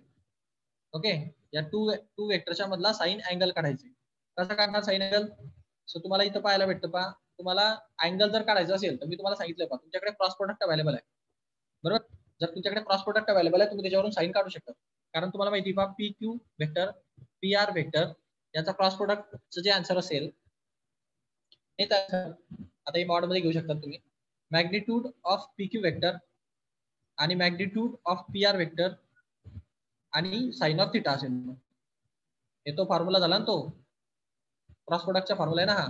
म्हणजे पास असतं ते cross of A vector cross B वेक्टरची मॅग्निट्यूड ही magnitude of A vector magnitude of B vector into sine of theta असते. आठवलं? आठवलं का? कम्पेअर करायच्या सोबत तसंच आहे का? हे आहे की नाही? सो मग आता आपल्याला याची व्हॅल्यू माहिती आहे, याची व्हॅल्यू काढून घेऊ सेपरेट पी आर वेक्टरची मॅग्निट्यूड आणि सेपरेट क्यू आर वेक्टरची मॅग्निट्यूड हे काढून ठेवली होती त्यांनी. आपल्याला ते खाली गरज पडते म्हणून आपण खाली काढतो. आता ज्याकडे पी क्यू वेक्टर होता याची मॅग्निट्यूड तो कशी काढतो? या 2 चा स्क्वेअर करतो, या 1 चा स्क्वेअर करतो, या 5 चा स्क्वेअर करतो, त्याचा स्क्वेअर रूट टाकतो. 2 चा स्क्वेअर येतो 4, याचा 1 आणि याचा 25, त्याचा आन्सर भेटला 30. सो इथं काढलं पहा. आणि त्याच्यानंतर पी आर ची पण मॅग्निट्यूड काढली त्यांनी 22 या खालच्या वेक्टरचा वापर करून. सो हे आणि ही व्हॅल्यू घेऊन तो या फॉर्म्युल्यामध्ये टाकणार आहे साइनच्या. हे बघा, तो साइनचा फॉर्म्युला इथून आलाय पहा. त्याचा हा साइन त्यांनी बाजूला काढला आणि तो क्रॉस प्रोडक्ट तिकडे घेतला. ओके, हे समजला का फॉर्म्युला? हा फॉर्म्युला समजला का सांगू? तुमचा वेक्टर होता पहा cross of P Q vector cross of P R vector ची मॅग्निट्यूड ही magnitude of P Q vector magnitude of P R vector म्हणजे साइन ऑफ थिटा असते. बरोबर.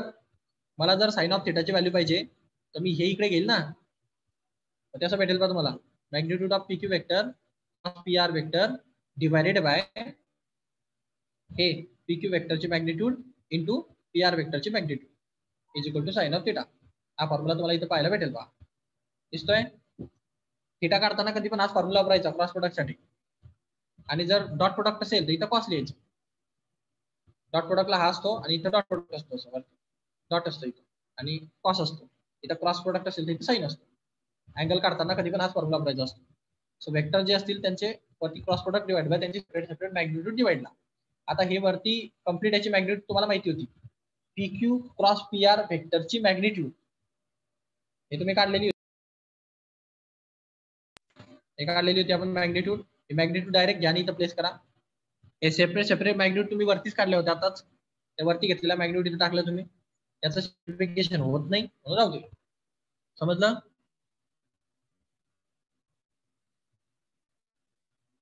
समजलं. हो सर. पुढे चला. सो असे जे काही एक्स्ट्रॉर्डिनरी थोडेसे क्वेश्चन्स आहेत ते घेतोय मी. आता हे सगळे पार्ट तुम्हाला खाली पाहायला भेटतील बा. आता आपण थोडे काही क्वेश्चन्स पाहिले ते सगळे तुम्हाला खाली पाहायला भेटले बा. हे खाली क्वाड्रिलॅटरलचा एरिया वगैरे काढायचा, एरिया ऑफ पॅरलोग्राम काढायचा, हे व्हेरिफिकेशन करायचं, लेफ्ट साइड घ्यायची, राईट साइडला प्रूव्ह करायची, डिस्ट्रीब्युटिव्ह लॉची प्रॉपर्टी लावायची. जवळपास मी जे शिकवतोय ते तुम्हाला सगळं खाली पाहायला भेटतं. म्हणून आपण टाइप्स वरती फोकस करतो ना की एक्सरसाइज वरती. टाइप्स मॅटर करतात. आता आपण तुम्हाला शिकवलं पहा एरिया पॅरलोग्राम. तर whose diagonals are determined by the vectors this. आता हे डायगोनलचे वेक्टर्स ऍक्च्युअली. ओके. आता मला सांगा जर एरिया ऑफ पॅरलोग्राम काढायचा आहे आणि ज्याचे डायगोनल्स हे आहेत त्याचे कसे काढणार तुम्ही. तर एक पॅरलोग्राम आहे पहा, त्याचे डायगोनलचे वेक्टर तुम्हाला दिलेले आहेत. म्हणजे हा एक डायगोनल आणि हा एक डायगोनल असे वेक्टर्स आहेत ते. ओके.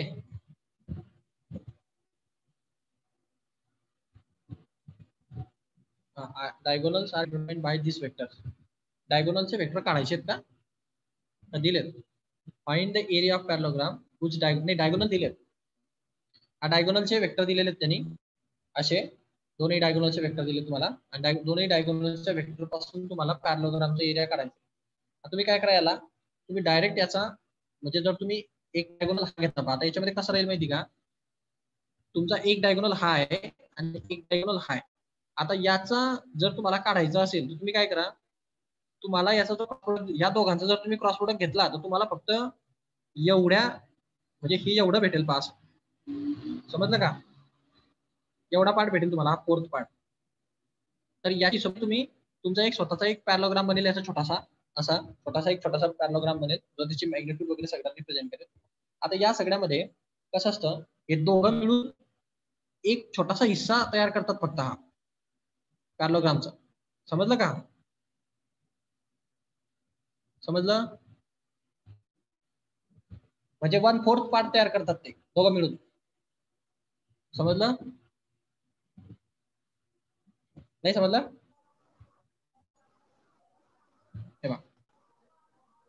हा पॅरलोग्राम आहे की नाही असा. या पॅरलोग्रामचे जे डायगोनल्स आहेत ते एक डायगोनल असं चाललाय आणि एक डायगोनल असं जाणार. बरोबर.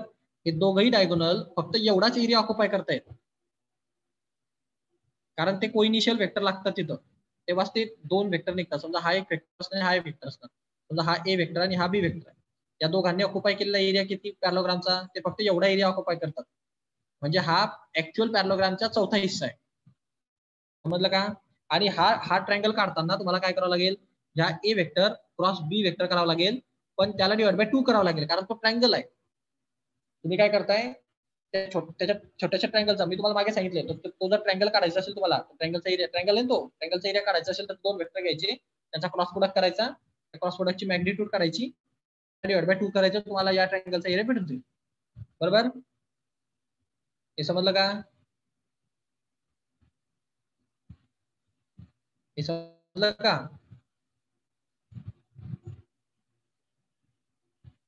हॅलो. अरे समजलं का. नाही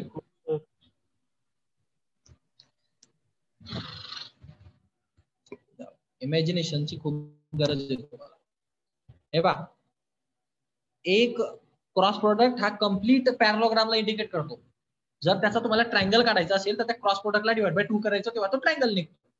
तुम्हाला मी जो हे जे ज्या पॅरलोग्रामचे डायगोनल्स आहेत ना, हे ज्या पॅरलोग्रामचे डायगोनल्स आहेत ना, ते डायगोनल्स दोघं एकमेकाला जेव्हा इंटरसेक्ट करतात तेव्हा फक्त ते एवढाच एरिया ऑक्युपाय करतात. कारण हा हा हा जो खालचा पार्ट आहे आणि हा वरचा पार्ट आहे, याच्यामध्ये आपण फक्त कोइनिशियल वेक्टरचाच कन्सिडर करतो. म्हणजे कोइनिशियल हा इथून इनिशिएट झाला आणि हा इथून इनिशिएट झाला, यांनी ऑक्युपाय केलेला एरिया ऍक्च्युअल मध्ये केवढा आहे, हा एवढा आहे. त्यांनी फक्त एरिया ऍक्च्युअल मध्ये ऑक्युपाय केला. आपण जेव्हा क्रॉस प्रोडक्ट घेणार तेव्हा फक्त आपल्याला एवढाच फायदा होईल.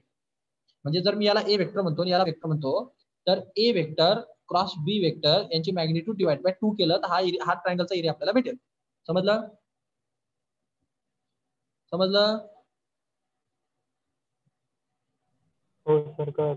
हा, आणि जर ह्या 2 जर नसता घेतला आपण इथं, हा 2 जर नसता घेतला तर हा कम्प्लीट पॅरलोग्राम झाला असता. मग म्हणजे याला हा असा आणि हा असा आणि इथून परत तो असा गेला असता पुढे, आणि मग हे परत असं आलं असतं पाहते. म्हणजे हा कम्प्लीट पॅरलोग्राम, वरचा ट्रायंगल पण कन्सिडर करावा लागला असता. हा 2 घेतल्याने हा वरचा ट्रायंगल निघून जातो, म्हणून फक्त खालचा ट्रायंगल कन्सिडरेशन मध्ये. मग आता मला सांगा, असे हे ग्रीन असे ब्ल्यू वाले असे किती ट्रायंगल आहेत ऍक्च्युअल पॅरलोग्राम मध्ये? ऍक्च्युअल पॅरलोग्राम मध्ये हा तुमचा ऍक्च्युअल पॅरलोग्राम होता, असे किती ट्रायंगल बसतील? ब्ल्यू वाले 4 बसतील ना. मग हे जे काय तुमचा आन्सर येईल, हे जे काय A cross B magnitude divide by 2 जे काय आन्सर येईल, याला मल्टिप्लाइड बाय 4 करा, म्हणजे हा कम्प्लीट पॅरलोग्रामचा एरिया भेटून जाईल. समजलं? एका छोट्या ट्रायंगलचा तेवढा आहे, असे 4 ट्रायंगल बसतील ना, मग 4 ने मल्टिप्लाय करायचं. आलं लक्षात? अशा केसेस तुम्हाला इथं पाहायला भेटतात. जे आपण अभ्यास केलाय त्याचं थोडंसं ऍडव्हान्स व्हर्जन असतं, त्याचे थोडीशी ट्रिकी व्हर्जन असतात. सो काही विशेष नाहीये, पॅटर्न तोच आहे, फक्त ऍडजस्ट करायचे तुम्हाला. आता हा जो खालचा वेक्टर दिलाय डिस्टिंक्ट वेक्टर वगैरे, पॅरलल वेक्टर दाखवा. आता पॅरलल वेक्टर प्रूव्ह करायचे जर असतील तर काय करावं लागेल? डॉट प्रोडक्टला 0 दाखवावं लागेल, त्याशिवाय पर्याय आहे का?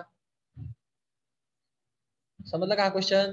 त्या क्वेश्चनला पहा, हे 4 डिस्टिंक्ट वेक्टर दिले तुम्हाला, हा वेक्टर असा आहे आणि हा वेक्टर असा आहे. प्रूव्ह करा a minus D vector is parallel to b minus C vector. 2 vector एकमेकाला पॅरलल असण्यासाठी त्याचा डॉट प्रोडक्ट 0 असला पाहिजे. पहिले a मायनस डी वेक्टर काढा. आता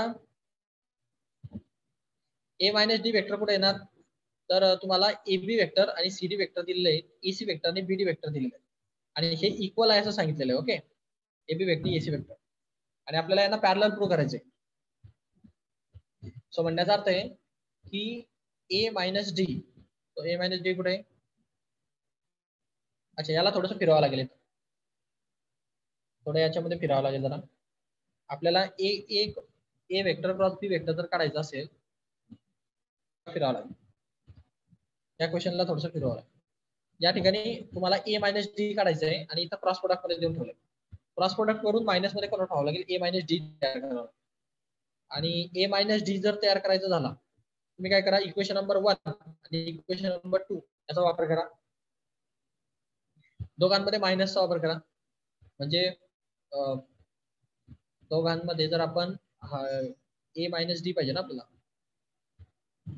एसी, या दोघांची जर सबट्रॅक्शन केली काय भेटतं आपल्याला? डी कॅन्सल होऊन जाईल डिस्ट्रीब्युशन मध्ये. ए मायनस डी ऍडिशन करून, ठीक आहे, इथं थोडीशी ट्रिक आहे. त्याला कसं कन्वर्ट करता येईल बघा. A vector cross B vector,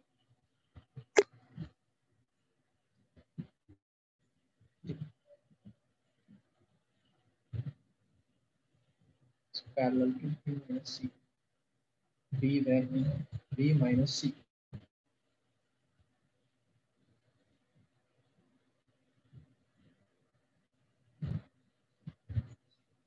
a minus D vector याचा अर्थ असतो डी वेक्टर, आणि b मायनस सी चा असतो C vector. D A vector आणि सी वेक्टर असे हे वेक्टर आहेत. आता डी ए वेक्टर आणि सी वेक्टर यांना पॅरलल म्हणजे डॉट प्रोडक्ट 0 आला पाहिजे. त्यासाठी आपल्याला क्रॉस प्रोडक्ट देऊन ठेवले. क्रॉस प्रोडक्ट देऊन ठेवलं. ठीक आहे, यांच्या प्रॉपर्टीजचा विचार करावा लागला. डी आणि सी तर भेटून जाईल हा.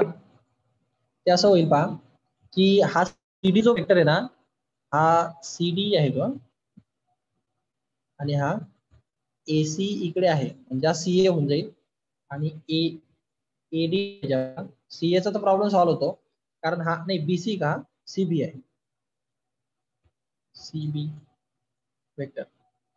सो एसी आहे आपल्याकडे, सीबी नाही. अच्छा, माइनस सी ए होऊ शकतो BD, B cross D minus D cross B असं येत होतं. म्हणजे हा येणार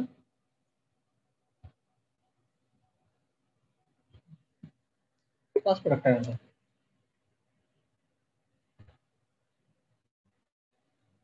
ठीक आहे, हा क्वेश्चन राहू द्या, नंतर सांगतो मी तुम्हाला उद्या. त्याच्यामध्ये काहीतरी एक ट्रिक आहे, त्याची प्रॉपर्टी लागणार आहे कुठेतरी, कुठेतरी प्रॉपर्टी ते मिस होते काहीतरी प्लेन म्हणून. तो 11 नंबरचा क्वेश्चन ना. सो अशा टाइपचे क्वेश्चन्स आहेत तुम्हाला, त्याच्यामध्ये कसं करणार तुम्ही, A vector C vector, find the vector B satisfying A vector cross C vector and A B vector is equal to 3. आता तुम्ही फक्त याच्यामध्ये वेक्टरची बी ए वेक्टर आणि बी वेक्टरची व्हॅल्यू सॅटिस्फाय करा, आणि टाकून द्या, सबस्टिट्यूट करून डायरेक्ट व्हॅल्यू ए वेक्टर आणि बी वेक्टरची व्हॅल्यू याच्यामध्ये सबस्टिट्यूट करून टाका, आणि तुम्हाला भेटतं का पहा.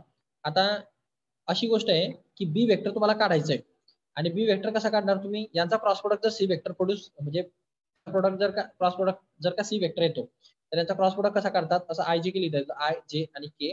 ए वेक्टरचे कोइफिशियंट लिहून टाका 1 1 1. तुम्हाला बी वेक्टरचे कोइफिशियंट नाही म्हणून त्याला एक्स वाय आणि झेड लिहा, म्हणजे तुम्हाला समजेल जरा. आणि त्यांचं जे आन्सर येतं ते सी वेक्टर येतं. सी वेक्टर तुमचा जे दिला जे आणि के, म्हणजे 1 आणि 1, आणि आय ला असणार जे. सो या टर्मला सिम्प्लिफाय करा, या टर्मला सिम्प्लिफाय करून तुम्हाला आन्सर आय जी के मध्ये भेटेल असं. आणि इकडे पण आय जी के टर्म राहणार, आय ला 0 असणार, जे ला काहीतरी 1 आहे आणि के ला -1 आहे. मग तुम्ही काय करणार, इकडच्या आयचा कोइफिशियंट आणि इकडच्या आयचा कोइफिशियंट, इकडच्या जेचा कोइफिशियंट, इकडच्या जेचा कोइफिशियंट, इकडच्या केचा कोइफिशियंट, इकडच्या केचा कोइफिशियंटला इक्वल करणार. तर इकडे आयच्या कोइफिशियंटला तुम्हाला एक्स वगैरे भेटेल, जेच्या कोइफिशियंटला वाय वगैरे भेटेल, झेडच्या कोइफिशियंटला झेड भेटेल. तर ही एक्सचं, वायचं आणि झेडचं रिलेशन तुम्हाला भेटेल.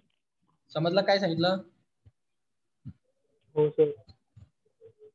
हा, मग एक्स वाय झेड तुम्हाला इक्वॅलिटीने काढता येईल. तुम्ही फक्त याला इकडे सॉल्व्ह करा, डिटर्मिनंटला इकडे हा ऑलरेडी आहे, आय आय जे जे आणि के के ला कम्पेअर करून घ्या, तुम्हाला एक्स वाय झेडच्या व्हॅल्यू भेटून जातील.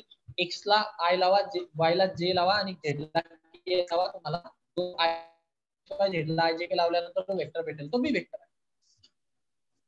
त्याच्याने पण तुमचं आन्सर सॉल्व्ह होईल. आता असं पण नाही झालं, त्याच्याने पण जर नाही सॉल्व्ह झालं, तर हे ए डॉट बी वेक्टर जो असतो त्याचा आन्सर 3 येतं.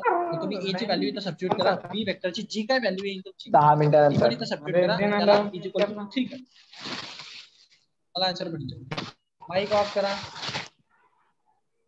माईक ऑफ करा. तर अशा टाइपचे हे वेक्टर तुम्हाला इथे खाली पाहायला भेटतात.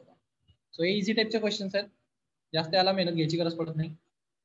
हा क्वेश्चन जरा एक प्रॉपर्टीचा क्वेश्चन आहे काहीतरी, प्रॉपर्टी त्याच्यामध्ये काहीतरी 11th वन आहे ना, म्हणजे माझ्यापर्यंत तर त्याने दोन हे इक्वेशन्स दिलेले आहेत ना, ते एक ते सेकंड मधून फर्स्ट सबट्रॅक्ट करायचं आहे, आणि त्याच्यानंतर त्या ज्या व्हॅल्यू आहेत ना त्या एक एक कॉमन करायची. दुसरी व्हॅल्यू आहे ना ती वाटलंच मला सबट्रॅक्शन करावंच लागेल. म्हणजे आपण फर्स्ट मधून सेकंड करण्याचा प्रयत्न केला म्हणून झालं नाही, ते सेकंड मधून फर्स्ट करावं लागेल तेव्हा होईल. फर्स्ट मधून सेकंड करण्याचा प्रयत्न केला आणि त्या व्हॅल्यू कॉमन काढायच्यात, आणि ते व्हॅल्यू कॉमन आल्यावरती मग ते जे इक्वेशन होतं ना ते इक्वॅलिटी प्रूव्ह करायचं होतं ते निघतं. मग मग तसं होऊन जाईल. इक्वॅलिटीने नाही होणार, ते पॅरलल साठी तुम्हाला डॉट प्रोडक्ट घ्यावा लागेल, डॉट प्रोडक्ट घ्यावा लागेल आणि होईल. म्हणजे पहिल्यातनं सेकंड मायनस केला झालं नाही, ते तुम्हाला सेकंड मधनं पहिले मायनस करावं तेव्हा होईल. सेकंड मधनं पहिले मायनस केलं तर A vector cross C vector is equal to B vector cross D vector, याच्यातनं मायनस करावं लागेल तुम्हाला दोन्ही साईडला. याच्यातनं मायनस हे होईल A vector cross C vector, आणि याच्यातनं मायनस हे होईल minus C vector cross D vector. तर याच्यामध्ये असं अशी मॅटर होणार. A vector cross B A vector cross C vector minus A vector cross B vector is equal to B vector cross D vector minus C vector cross D vector असं होणार आहे.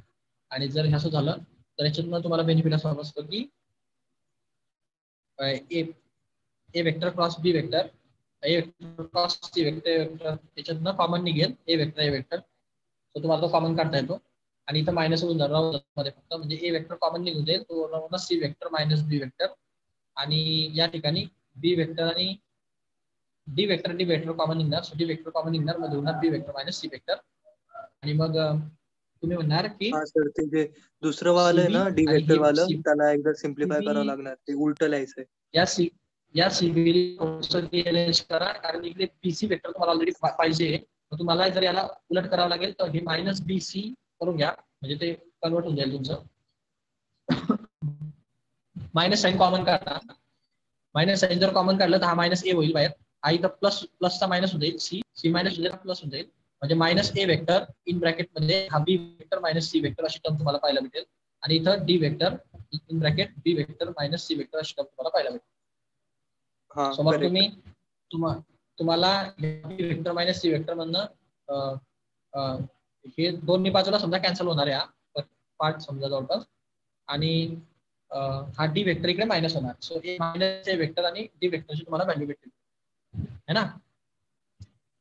तेच आणि मग त्यांचा प्रोडक्ट ऑलरेडी हे cancel झाल्यामुळे पुढे झिरो येऊन जातो म्हणजे त्यांचा प्रोडक्ट झिरो झाल्यामुळे हे पॅरलल प्रूफ होतं.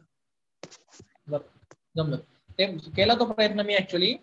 पण मी फर्स्ट मधनं सेकंड प्रूफ मायनस केल्याचा प्रयत्न केला तर भेटत नव्हतं. हे थोडस जरा या टाइपचे क्वेश्चन जर रट्टा मारण्याचे क्वेश्चन आहेत ना म्हणजे 15, 16, 17 ते प्रॉब्लेम देत आहेत. नाही ते देतीलच ना कारण आपण त्याच्यावर घेतलं नाही. हे प्रूव्ह दॅट करायला तुम्हाला अजून प्रॉब्लेम आहे याला अजून एक लेक्चर लागणार आहे आपल्याला कम्प्लीट. फक्त मी तुम्हाला सांगतो की जे वरती तुम्हाला शिकवले गेले.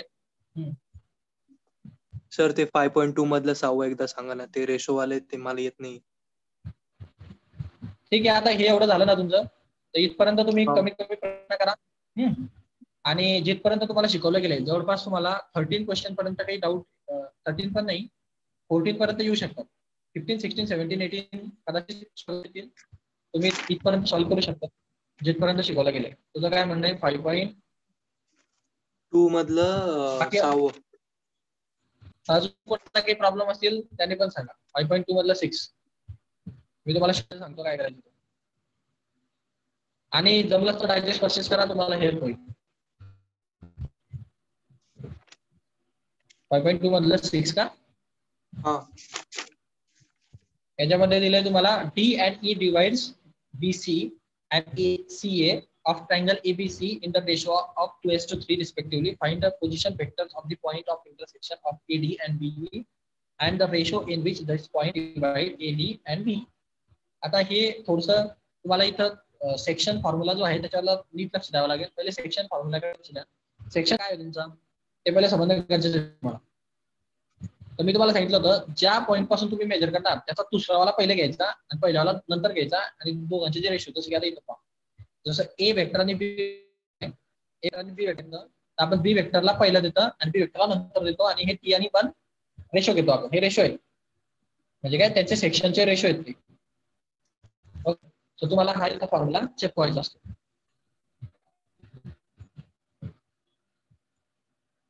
सो डी आणि ई पॉईंट डिवाइड करतात बीसी अँड सीएल ला ऑफ ट्रायंगल. आता एक ट्रायंगल आहे त्याच्यात ए बी आणि सी याच्यामध्ये दोन पॉइंट आहेत डी आणि ई डिवाइड करतो. डी पॉइंट बीला डिवाइड करतो इथं आणि ई पॉइंट डिवाइड करतो सीए ला. सीए कुठे आहे हे डिवाइड करतात in the ratio of 2:3 respectively. So BC आणि एसी 2:3 प्रपोर्शन मध्ये डिवाइड होतात. म्हणजे समजा इथं 2 असेल तर इथं 3 असतो, इथं 2 असेल तर इथं 3 असतो. समजलं. ऍक्च्युली सीए आहे ना ते नावानुसार घ्यायचं. बीसी म्हणजे बी पहिले म्हणून इथं 2:3 आला आणि इथं सी पहिले म्हणून इथं 2 येणार आणि इथं 3 येणार. C2A समजलं का. हो सर. हा हे सी पहिले नाही तर C2A घ्यायचं. सी ला पहिले घ्यायचं. पहिला रेशो सी पासून येणार दुसरा रेशो दुसरा रेशो 3 नंतर त्याला भेटतो. So find the position vector of the point of intersection AD and B. Position vector काढायचे आपल्याला पॉइंट ऑफ इंटरसेक्शनचे एडी अँड बी. हा इथं डी पॉइंट आहे, हा इथं ई पॉइंट आहे. एडी आणि बीई चे पोझिशन वेक्टर काढायचे. and the ratio in which the point divides AD and BE.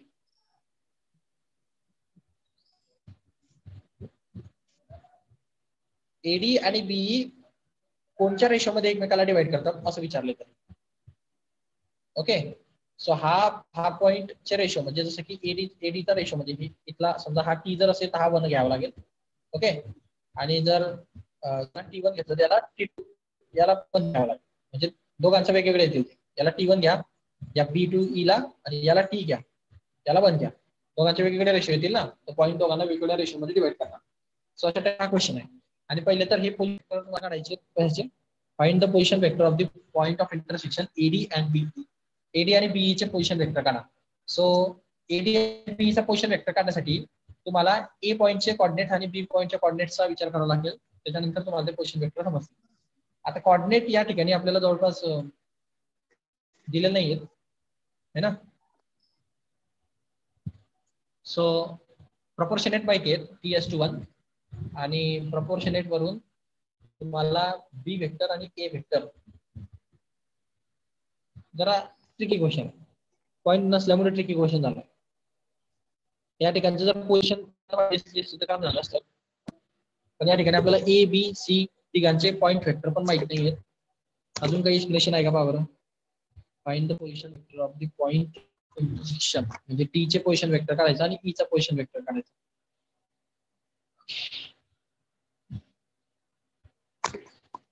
आपल्याला एम आणि एन दिलेला आहे. आपला जो सेक्शन पॉइंट असतो म्हणजे इथं डी पॉइंट डी वेक्टर येणार, तो डी वेक्टर आहे ना वेक्टर इंटू 3 म्हणजे C vector into 2 plus B vector 3 into B vector divided by 2 plus 3 असा तो फॉर्म्युला वापरावा लागला आपल्याला. आणि त्या ई पॉइंट साठी तो सेक्शन फॉर्म्युला वापरावा लागेल. ई पॉइंट साठी सेक्शन फॉर्म्युला वापरावा लागेल. सी चा घेताना पहिले या 2 ला घेताना हा ए वेक्टर घ्यावा लागेल. जर आपल्याला ई वेक्टर पाहिजे असेल छोटावाला ई वेक्टर, तर आपल्याला हा ए वेक्टर ला 2 चिपकावा लागेल, हा सी वेक्टरला 3 चिपकावा लागेल आणि 2 प्लस 3 घ्यावं लागेल. म्हणजे हे दोघांचे पोझिशन वेक्टर आपल्याला भेटतील. ते सेक्शन फॉर्म्युला कारण तसं करतो त्याची. मग आपल्याला आन्सर भेटलं पाहिजे इथं काहीतरी 2C + 3B/5 आणि 2A + 3C/5. तर या दोघांना सर इक्वेशन बनवायचे. ID = 2C + 3B पहिलं इक्वेशन आहे आणि ते बनणार ते. हा दुसरं इक्वेशन 5 = 2A + 3C. हा 5 कडे शिफ्ट करा. सो हे 5D = हे 2C plus thrice of B भेटणार आणि हा 5 इकडे शिफ्ट करा. सो हा 5E = twice of A plus thrice of C भेटणार. इथं D CB मध्ये आहे आणि हा CA मध्ये आहे. याला थोडंसं रिअरेंज करावं लागेल एकमेकांमध्ये. डी आणि बी चं कसं रिलेशन घ्यायचं? सर ते जे सेकंड टर्म त्याला इंटू 2 करावं लागेल. ती दुसरं इक्वेशन आहे ना ते वाला.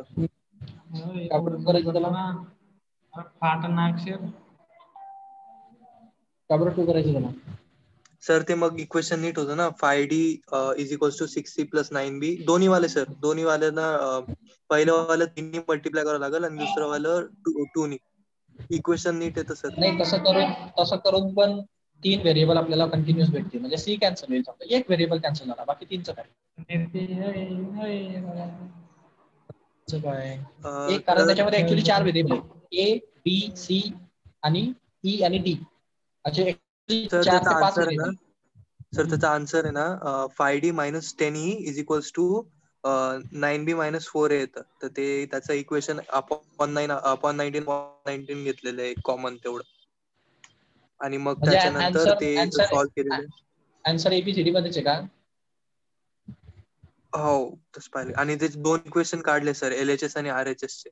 एक लास्ट वाला येतंय 15D - 4A/15 + 4 आणि दुसरं = 9B + 10E/9 + 10. ऍक्च्युली म्हणजे ए आणि बी मध्येच आन्सर काढलेले आहेत, ए आणि बी ला जास्त व्हॅनिश केलेलं नाही.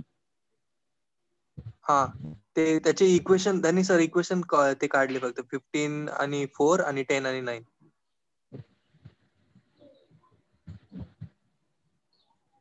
रेशो इक्वेशनला सॉल्व्ह रेशो रेशो रेशो केलं. हे क्वेश्चन जरा ट्रिकी आहे, याला खूप सिम्प्लिफिकेशन करावं लागणार, कारण सर मी या ते ठिकाणी ना ट्युटोरियल मध्ये पाहिलं होतं, तेच सांगितलं तुम्हाला. ते LHS आणि RHS काढले होते आणि त्याचे रेशो काढले 2. या ठिकाणी एक फायदा असा होईल, समजा आपण जर विचार जर केला त्यांना सिमिलर करून करून करून करून आपण याची मायनस करून करून करून करून याला सॉल्व्ह करू शकतो. जसं की आपण तुमच्या म्हणण्यानुसार जर आपण याला 2 ने मल्टिप्लाय केलं तर या ठिकाणी काय होईल, याला 2 ने मल्टिप्लाय केलं तर याला 2 ने केलं तर होईल ते हा 3C आणि याला 3 ने केलं तर हा C, इथं 6 येणार, इथं 6 येणार, इथं 4 येणार, इथं 10 येणार आणि या ठिकाणी इथं 15 येणार, इथं 9 येणार. हा 6C आणि हा 6C कॅन्सल होईल. ओके, हा 6C आणि हा 6C कॅन्सल होईल, हे 6C कॅन्सल होतील. तुम्हाला उरणार इथं 15D, 10C, 4A आणि 9B दोघांची मायनस केल्यानंतर तो तुम्हाला 10E मायनस 15D असं भेटलंय आणि 4A प्लस 9B असं भेटलं. याला सिम्प्लिफिकेशन सिद्धेश्वरला माईक बंद करायला सांगा. माईक बंद करा बरं, कोणाचं सर्व आहे. सिद्धेश्वरचं सुरू आहे. हॅलो, माईक बंद करा रे. मी त्याला मगाच बोललो वाघ मारला, अरे, याला म्हणलं माईक हा बंद म्हणजे दिवसाला फोन लावून देऊन मला मॅडमला सांग कुठं दिवसाला सांग. म्हणे बरं. मग त्याला म्हणलं काय म्हणे 8% येतील म्हणलं. अरे आहे.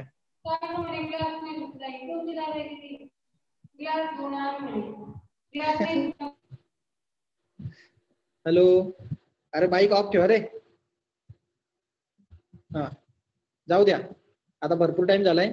क्वेश्चन आपण उद्या सॉल्व्ह करू. नंबरचा क्वेश्चन आहे 6 नंबरचा का, एक्सप्लेनेशन सांगतो मी तुम्हाला याचं. याला सिम्प्लिफिकेशन जास्त करावं लागणार आहे, याच्यामध्ये कुठलीच व्हॅल्यू दिलेली नाहीये आणि जे इक्वेशन्स आहेत ना ते 2 इक्वेशन मध्ये 5 व्हेरिएबल आहेत. त्यातला एक व्हेरिएबल तर आपण कॅन्सल केला C, बट तो A, E आणि D आणि B हे 4 व्हेरिएबलला त्याचाच वापर करून कॅन्सल करत बसावं लागणार आहे. एकमेकांमध्ये म्हणजे एकमेकांमध्ये व्हॅल्यू सबस्टिट्यूट करावी लागेल, कॅन्सल करावं लागेल. शेवटी ते व्हॅल्यू कॅन्सल होतील आणि शेवटी तुम्हाला आन्सर भेटेल. असे सांगतो उद्या. आता आज थांबू.